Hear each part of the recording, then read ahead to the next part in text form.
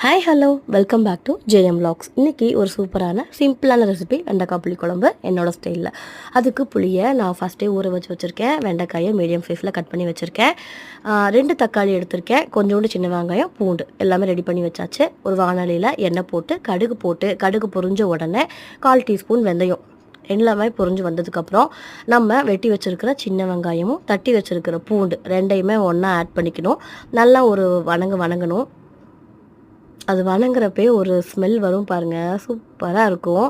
இதுக்கப்புறம் நம்ம கட் பண்ணி வச்சுருக்கிற தக்காளி ஆட் பண்ணிக்கணும். தக்காளி நான் 2 எடுத்திருக்கேன். சின்னதாக இருந்தால் 2 எடுத்துக்கோங்க, பெருசாக இருந்ததுன்னா 1 எடுத்துக்கோங்க, சரியாக இருக்கும். இப்போது வெண்டைக்காயை நான் சேர்த்துக்கிறேன். வெண்டைக்காய் எல்லோரும் எண்ணெயில் வந்து ஒரு வணக்கிட்டு சேர்ப்பாங்க. நான் இப்படி தான் சேர்ப்பேன் எப்பயுமே. பட் இதுவே எங்களுக்கு ரொம்ப ரொம்ப டேஸ்ட்டாக இருக்கும். நான் இப்படி தான் எப்பயுமே செய்வேன். இதெல்லாமே நல்லா வணங்கணும். இதுக்கப்புறம் இதுக்கு ஒரு மல்லித்தூள், மிளகாத்தூள், மஞ்சள் தூள். மல்லித்தூள் 2 ஸ்பூன், மிளகாத்தூள் 2 ஸ்பூன், மஞ்சள் தூள் 1/4 டீஸ்பூன். இது மட்டும்தான் சேர்ப்பேன், வேறு எதுவும் நான் சேர்க்க மாட்டேன்.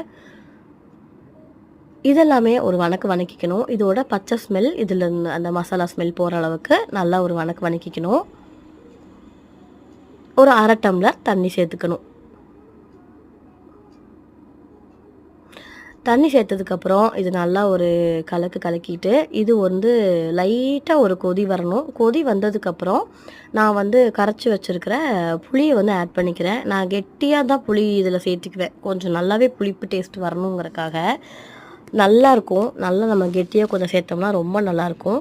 இது நல்லா ஒரு கொதி வரணும். அதுக்கப்புறம் இதில் நான் வந்து ஒரு மசாலா என்னென்னா தேங்காய், தக்காளி, சின்ன வெங்காயம், பூண்டு இதெல்லாமே சேர்த்துட்டு ஒரு பேஸ்ட்டாக அரைச்சிட்டு உள்ளே நான் சேர்த்துக்குவேன். புளியெல்லாம் கொதித்து ரெடியாக இருக்குது பார்த்திங்களா, அதில் நம்ம சேர்த்துக்கணும்.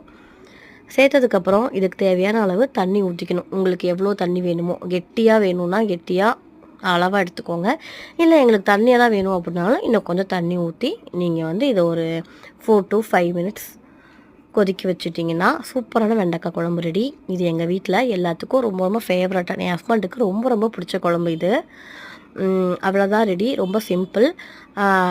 என்னோடய வீடியோ பிடிச்சிருந்ததுன்னா ஜேஎம் Vlogsக்கு ஒரு சப்ஸ்கிரைப் பண்ணுங்கள், கமெண்ட் பண்ணுங்கள், ஷேர் பண்ணுங்கள். தேங்க்யூ.